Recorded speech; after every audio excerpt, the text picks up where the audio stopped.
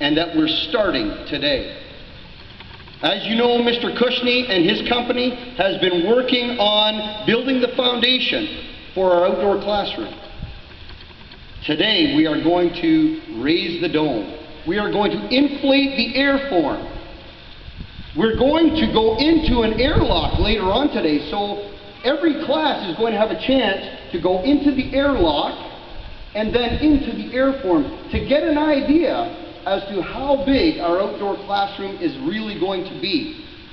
Keep in mind that the airform is only the beginning. Over the summer, they will be doing construction work inside the airform and then on the outside of the airform until our outdoor classroom is complete. We have to remember that things like this don't happen by accident. They happen because of hard work, leadership, generosity, and striving for excellence. And I want to start by saying that the Southampton and area community is so generous. That includes your families and Saugeen First Nations and even the Port Elgin area, because everyone has come together to make this dream a reality. It costs, as we know, a lot of money to build something like this and to create this kind of program. Everyone has come together to help out. You have worked hard over the course of this year with your penny drive, the Great Hawk Walk, and many fundraisers to draw attention and funds to this outdoor classroom. So I want you to give your community and yourselves a big hand today.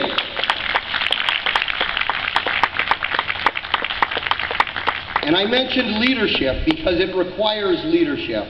Our student council has been working behind the scenes.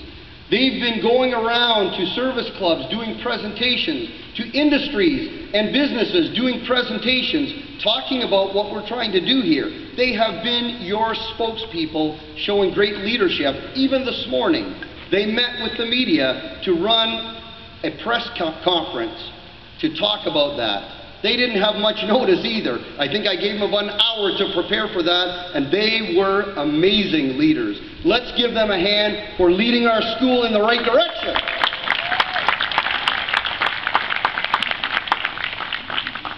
I had mentioned generosity, and I want to acknowledge our great friend.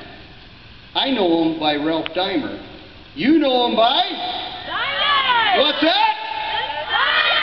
Oh, yeah. Great friend to GC Huston. Is Ralph here? Where's Ralph? He's over there. There he is. Did anybody see Ralph's sign for today? Hot stock! Woo!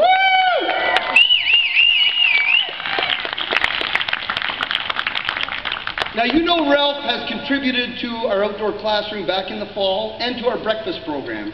But Ralph came to me and he said, you know what? You have fantastic leaders at GC Huston.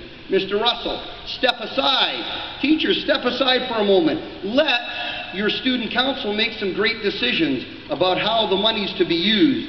And he came with another donation for $1,000. Let's give him a hand.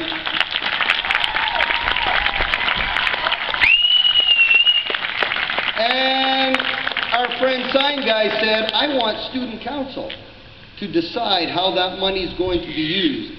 They met and they had a great discussion. They decided that half of that money should go forward to next year because they felt that different priorities will come up next year, so they've rolled half of that forward.